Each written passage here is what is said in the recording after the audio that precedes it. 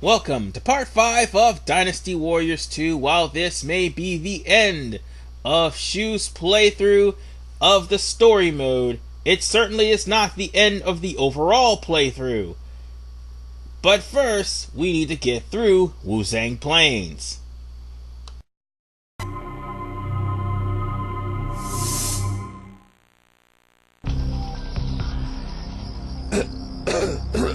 Prime Minister? It's nothing. Prepare to move. Ha!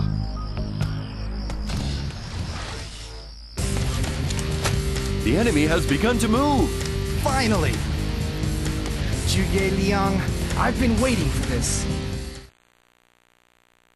Before we start the background, I have an interesting bit of trivia. Just about all the characters in this game had went through several voice actor changes. A minimum of 2, might I add. And by Dynasty Warriors 8, it was a complete overhaul. Well, Japan may have a few voice actor changes as well. Specifically Suma Yi, because the voice actor who played Suma Yi passed away in 2015, I do believe? Yeah, he did. Liu Bei manages to defeat the forces of Sun Quan at Yiling and retake Jing. He goes on to take all of Wu. Now there are only 2 forces in the land. In 227, Bei begins a campaign against the traitor who destroyed the Han, Cao Cao and his Wei.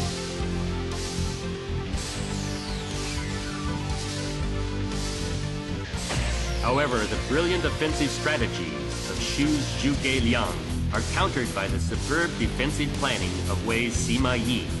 Neither can hold an advantage for very long. In 234, Liu Bei moves to break the deadlock. Following Zhuge's advice, he moves his forces to the plains of Wuzhang. Cao Cao moves once again to stop Liu Bei's advance. He heads with Sima Yi to Wuzhang. 2 armies, 2 brilliant strategists, only one outcome. The fate of China is about to be decided. Now, everybody who's played Dynasty Warriors know that this is always the last stand for Shu up until Dynasty Warriors 7. No wait, actually it was the last stand for Shu in Dynasty Warriors 7 as well, because they ended up being the main villains in Dynasty Warriors 7 in the Jin playthrough. So, yeah. Needless to say, Wuzang Plains was home to a lot of tropes that made this one of the hardest stages in the game. If you're playing this way, you had to deal with a lot of stuff. Here's no different. However, the difference is, since I'm playing as Shu, the only thing I have to worry about is protecting Jiang Wei and Huang Zhong, who, by the way, are setting up archer ambushes for the Wei forces. However, those ambushes actually set up those ambushes are already set up in the Wei playthrough, and you have to get rid of them with Cao Cao's forces, which is vastly outnumbered by the Shu forces. Thing is, every time you go on each side of the bank, you have to deal with either Zhang Fei, which is by now stronger and have a higher defense, or you had to deal with Guan Yu, which is also stronger and had a high defense. And a lot of health. That's the thing, both of them had a lot of health. So in order for you to actually get to the ambushes, you have to kill Zhang Fei and Guan Yu in this stage as Wei. But since I'm playing as Shu, the only thing I have to do is get rid of their forces on both sides. So this would practically be a cinch if you were playing this Wei. Shu, sorry. And this would actually be the place, if you're strong enough to do so, to come here and grind because the officers drop like +2, +4, and +8 swords and shields. Not to mention, I do believe Zhao P once again drop a +10 health. So it would be in your best interest to come here and make sure you get a lot of pickups from this place.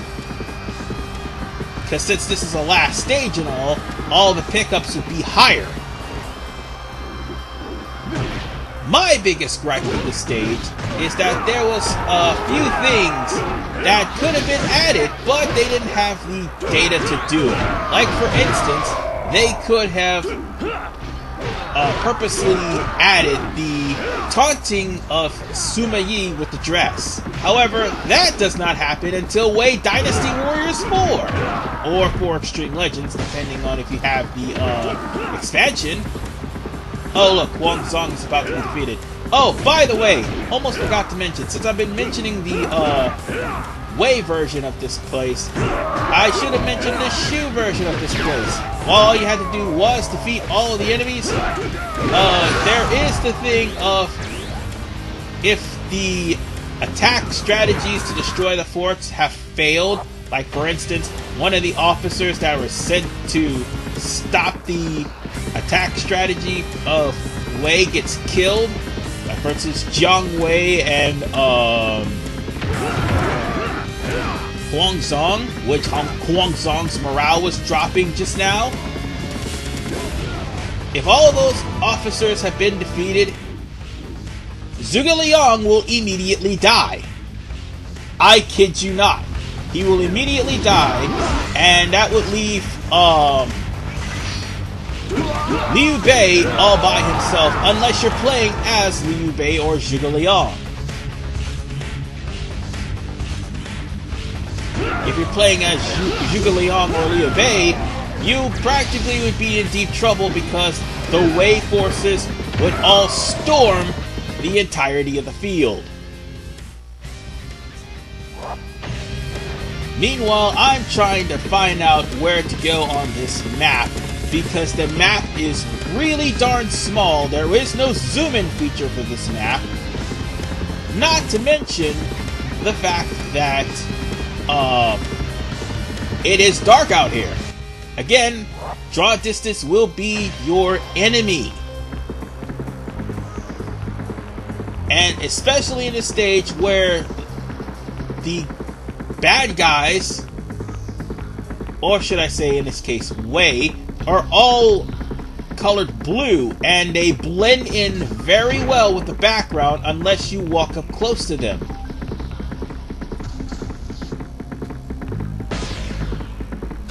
Oh boy, Wang Zong's morale is dropping completely, and I don't need that to happen. So as I was saying, basically if all the main officers, save for yourself, end up being killed, and you are, well, Liu Bei for one, I think this game actually clone officers, I'm not sure. I'm not sure if I remember that correctly, but I do know this. If you're not playing as Zhuge Liang, he's going to die. No bones about it. He's going to die, and you're going to be left holding the bag, trying to fend off a whole bunch of enemy officers.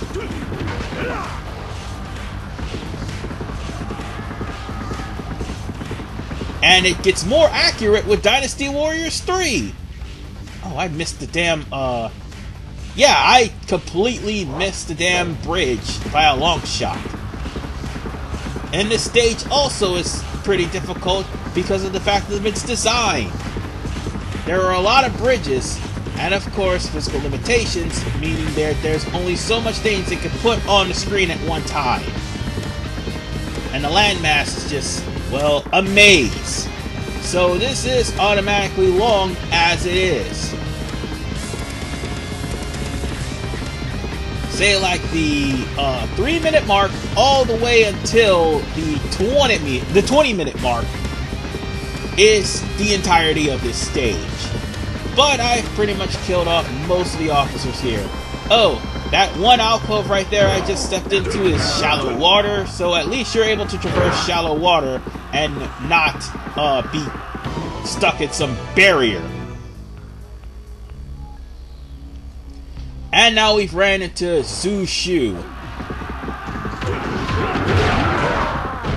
And the only strategy I have for him, since he's got a long-range weapon, pray to God that you grind up on defense, because that guy does have high attack and he hurts a lot.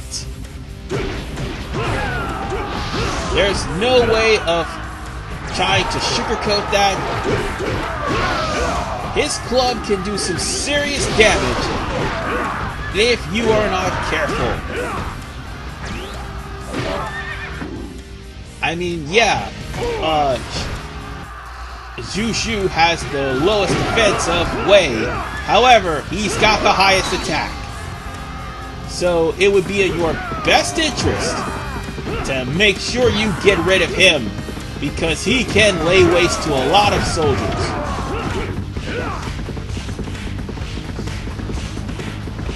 We're pretty much almost done here. The only thing we have to do is go back on both sides and murder just about all the other officers.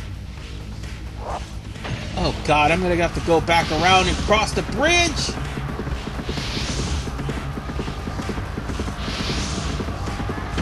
Oh! By the way,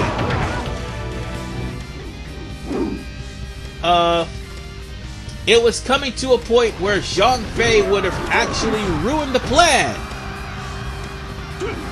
Because Zhang Fei would have literally rushed in and he would have gone straight for Sima Yi. And while we're on that subject, that is the only danger that Shu face other than the imminent death of Zhuge Liang should you fail to protect everyone from the Wei assault. If Zhang Fei goes out in a blaze of glory, he'll inadvertently trigger a scene where Sima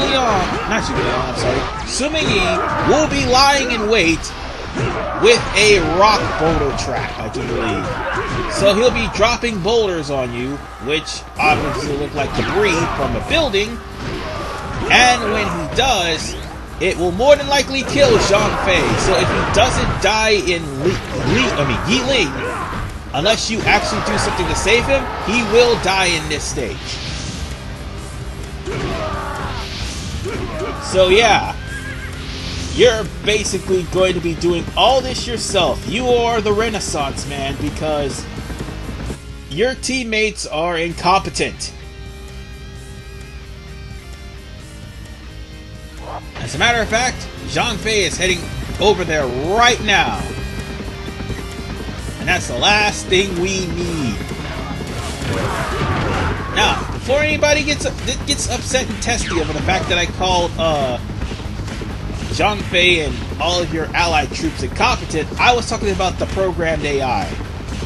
Although some of the officers really did do some stupid shit in the past, in not only Romance of the Three Kingdoms, but also in actual Chinese history, they did do some stupid stuff. Stuff that would pretty much make you face palm, like the whole Xia P incident. Yeah, that was actually a bungle in and of itself. And it's kind of sad that they didn't have enough memory for this game, because they were trying to convert an already playable 3D fighting game into a playable 3D beat-em-up game. So they didn't really have much memory to work with, just added character models and some soldiers and stuff, and worked with it. But the game's not at all bad. It's clunky as hell, don't get me wrong, but it's not at all bad. I will, however, say this. The fact that every enemy officer in this game regenerates is kind of a pain, not to mention them giving themselves buffs. I would say, however, I had the pleasure of playing something harder than this.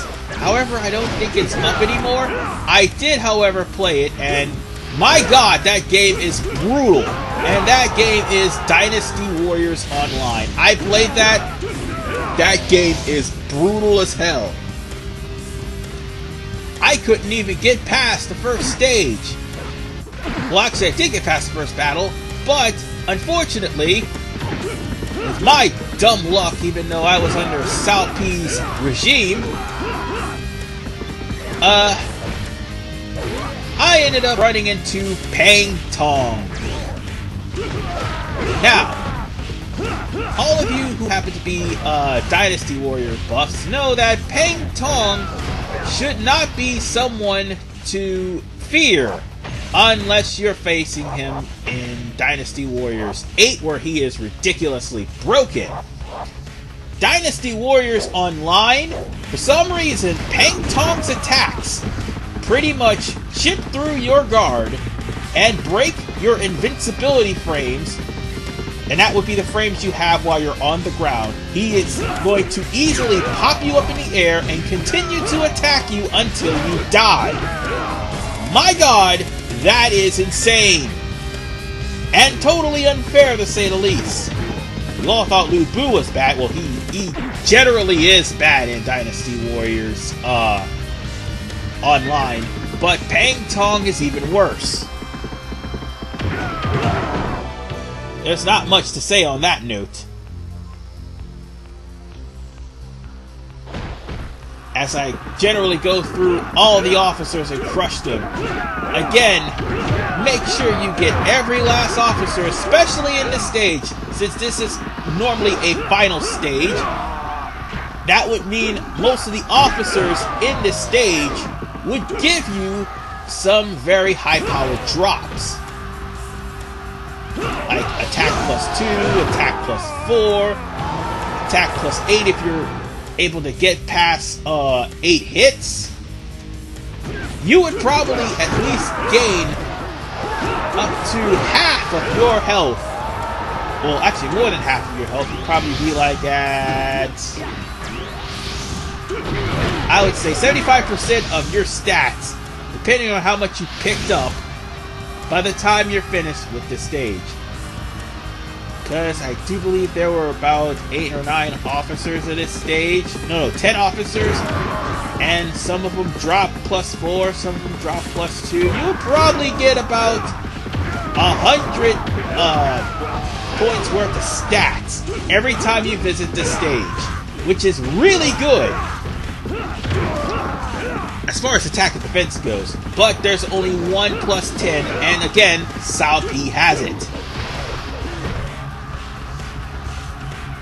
I honestly don't need it now because I am at a high level. But yeah,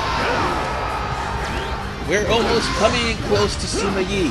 Dog Eye was one of his troops, as well as Zhang Fei. They don't have character models, not until 7, but they are the only guys that will drop defensive items. So this would be the reason why you would come here. You would probably max out attack with Wuzang Plains, but I do believe you would have to go to Changbang to get... Yeah, Changbang or Yiling in order to get defense.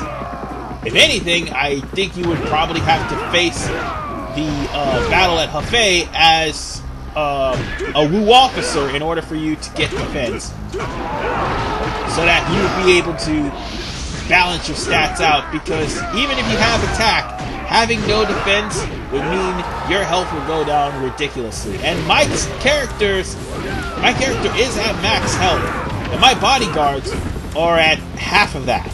And that's as max as they can go. They're only there for fodder, and if they die... Oh, by the way, there's boulder attack. If they die for any reason, they will actually drop health items and temporary buff items. And as I was saying, Zhang Fei would have inadvertently triggered this cutscene, which would have killed him. Had he actually rushed in like a chicken with his head cut off and nobody was there to protect him. He may have been able to get through the officers that was here, but he would not be able to get through Sima Yi because the rock slide would have killed him. And if you kill Sima Yi, well, the rock slide stops. And we are nearing the end of this stage. So all we have to do now is kill off Cao and his troops that happen to be protecting him. I do believe Cao Pi are among them. And Cao Hong and I think somebody else. I forgot the other guy's name. But, oh, Cao Zhang, there he is. I don't know if he's actually of any worth as a character, because Romance of the Three Kingdoms don't really elaborate on that, but I do believe he's a son or a nephew of Cao. I'm not sure. I'll have to look that up. Whatever the case, though, Cao Pi is right there, and you would want to kill him. Definitely. Because he will drop a plus 10 health. And of course, there is the King of Wei, Cao. Here's the funny part.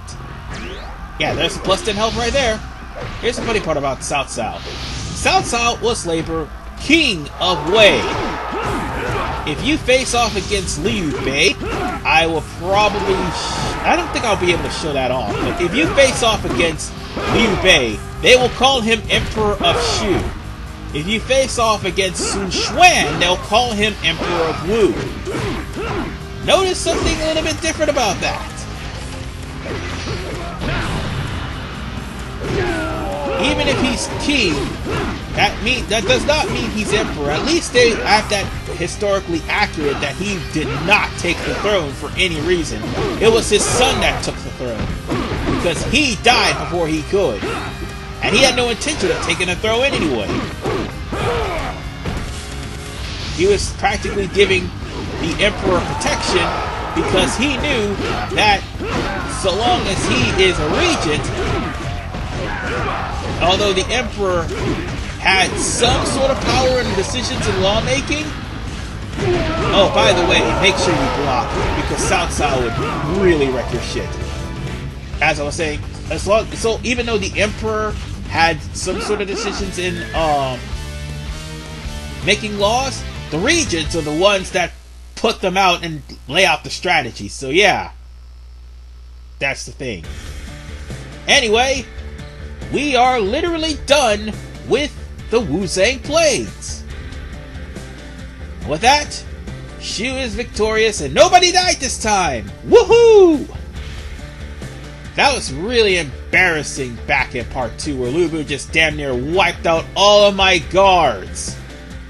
He wiped out half of them. That sucked. But anyway, we finished. We're done with the actual playthrough, but we are not done with the game itself. We still have 3 more stages. So with that said, ladies and gentlemen, all I'm going to do is save, and after I'm saved, we're going to see the ending and also the credits. Even though we're not done with the playthrough just yet, this is actually just the story mode for Wu. So the only things left is to take on the 3 stages, and the first of the 3 stages will be taken on in part 6. But I'm not signing out just yet. Liu Bei has succeeded in restoring the Imperial Han to power. The age of Shu Han is about to begin.